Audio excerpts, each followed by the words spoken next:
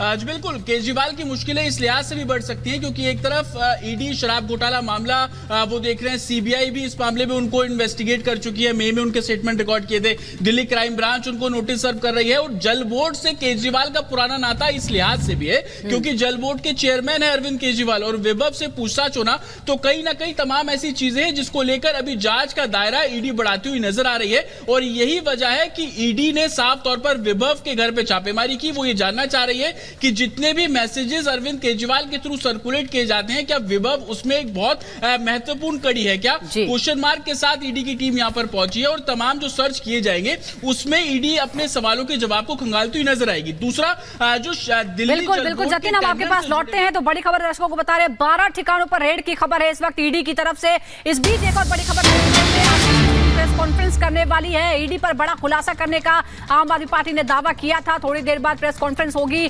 आतिशी की और आपको बता दें कि जिस तरह से लगातार टकराव की स्थिति बनी हुई है और अभी ईडी की रेड की खबर भी आ रही है, कुछ देर बाद आपकी तरफ से आतिशी प्रेस कॉन्फ्रेंस करने वाली है। उन्होंने दावा किया था कि वो ईडी पर बड़ा विस्फोटक खुलासा करेंगी और इस कुछ ही देर बाद आपकी प्रेस कॉन्फ्रेंस हो सकती है। फिलहाल इस बीच 12 ठिकानों पर ईडी की छापेमारी जारी है। आपको यह भी बता दें कि किस तरह से क्राइम ब्रांच ने भी नोटिस दिया था आतिशी सिंह को भी और अरविंद केजरीवाल को भी क्योंकि उन्होंने कुछ तरह के कथित आरोप लगाए थे। और अब प्रेस कॉन्फ्रेंस की बारी है। जतिन, आतिशी ने कहा था कि विस्फोटक खुलासा वो करेंगी ईडी के खिलाफ, अभी छापेमारी हो रही है, ये प्रेस कॉन्फ्रेंस होगी क्या? आज बिल्कुल प्रेस कॉन्फ्रेंस होगी क्योंकि आतिशी ने अपने सोशल मीडिया हैंडल से इसकी जानकारी दी थी कि वो सुबह 10 बजे आएगी और ईडी को लेकर एक बड़ा खुलासा करने वाली है। लेकिन इसी बीच ईडी की रेड जो है वो की जा रही है। लेकिन आतिशी की प्रेस कॉन्फ्रेंस कहीं ना कहीं एक्साइज पॉलिसी से जुड़ी हुई है। वो एक्साइज पॉलिसी पर वो क्या कुछ कहेंगी वो थोड़ी देर में साफ हो जाएगा। लेकिन ईडी की रेड दिल्ली जल बोर्ड में जो टेंडर्स दिए गए हाल फिलहाल में उसमें किस तरीके से नियमों का उल्लंघन किया गया उसको देखकर ईडी जो है वो रेड कर रही है। विभव के घर पर रेड की जा रही है। विभव महत्वपूर्ण कड़ी है। विभव करने वाली हूं। इस एक्सपोजे को रोकने के लिए, आम आदमी पार्टी को डराने के लिए, आम आदमी पार्टी को चुप कराने के लिए आज सुबह 7 बजे से ही आम आदमी पार्टी से जुड़े हुए लोगों के घर पर, आम आदमी पार्टी के नेताओं के घर पर ईडी की रेड शुरू हो गई है। हमारे सांसद और आम आदमी पार्टी के ट्रेजरर एनडी गुप्ता जी के घर पे रेड हो रही है। ऐसा सुनने में आ रहा है कि उनके पीए के घर पे रेड हो रही है। मुख्यमंत्री अरविंद केजरीवाल जी के पीए के घर पे रेड हो रही है।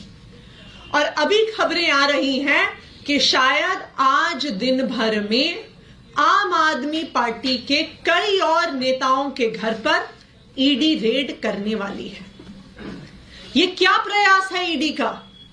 ये क्या प्रयास है भारतीय जनता पार्टी शासित केंद्र सरकार का कि वो अपनी एजेंसीज के माध्यम से आम आदमी पार्टी को डराने की कोशिश कर रही है, धमकाने की कोशिश कर रही है और हमारी बात को दबाने की कोशिश कर रही है। मैं प्रधानमंत्री नरेंद्र मोदी जी को, भारतीय जनता पार्टी को और उनकी एजेंसियों को जो ईडी और सीबीआई है ये बताना चाहती हूं कि आम आदमी पार्टी आपकी धमकियों से डरने वाली नहीं है। पिछले 2 साल से इसी तरह आम आदमी पार्टी के नेताओं को डराया धमकाया जा रहा है। इस तथाकथित शराब घोटाले के नाम पर कभी किसी के घर छापा पड़ता है, कभी किसी और के घर छापा पड़ता है, कभी किसी को समन आता है, कभी किसी को गिरफ्तार किया जाता है। लेकिन इस 2 साल के इन्वेस्टिगेशन में अभी तक ईडी को कुछ नहीं मिला है। किसी भी क्रिमिनल इन्वेस्टिगेशन में 3 चीजें महत्वपूर्ण होती हैं।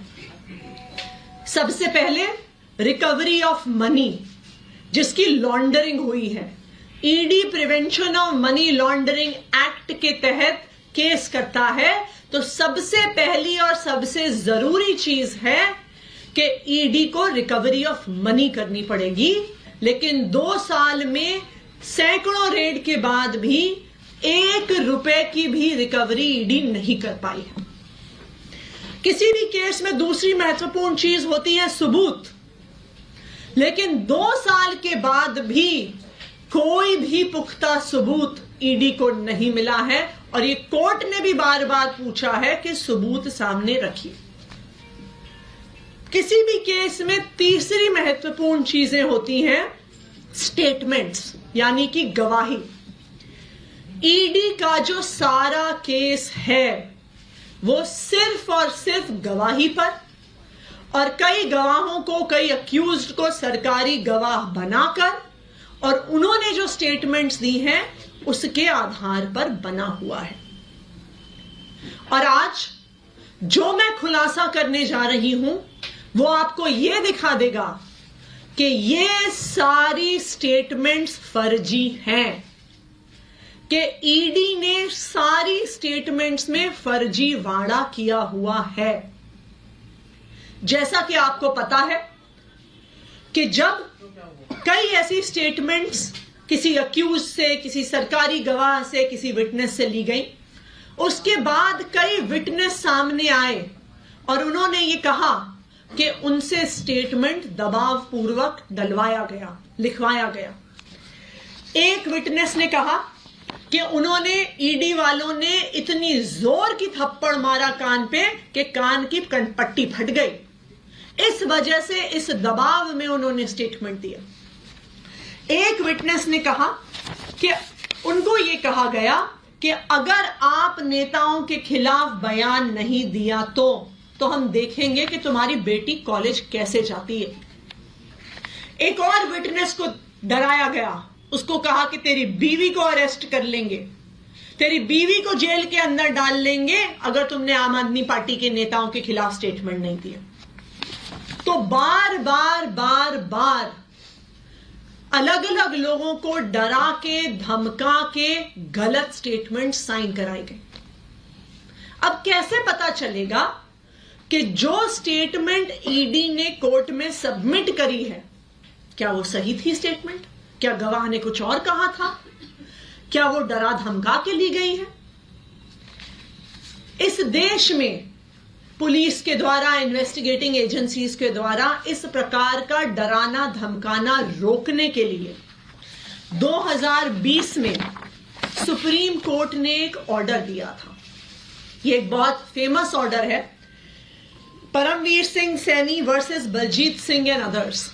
2020 का सुप्रीम कोर्ट का ये ऑर्डर है और इस ऑर्डर के तहत किसी भी इन्वेस्टिगेटिंग एजेंसी को अपनी इंटेरोगेशन सीसीटीवी कैमरा की निगरानी में करनी होती है। इस जजमेंट के तहत यह बहुत स्पष्ट तौर से लिखा है कि यह जजमेंट ईडी पर भी लागू होता है। ना सिर्फ इतना, इस ऑर्डर में यह भी साफ तौर पर लिखा है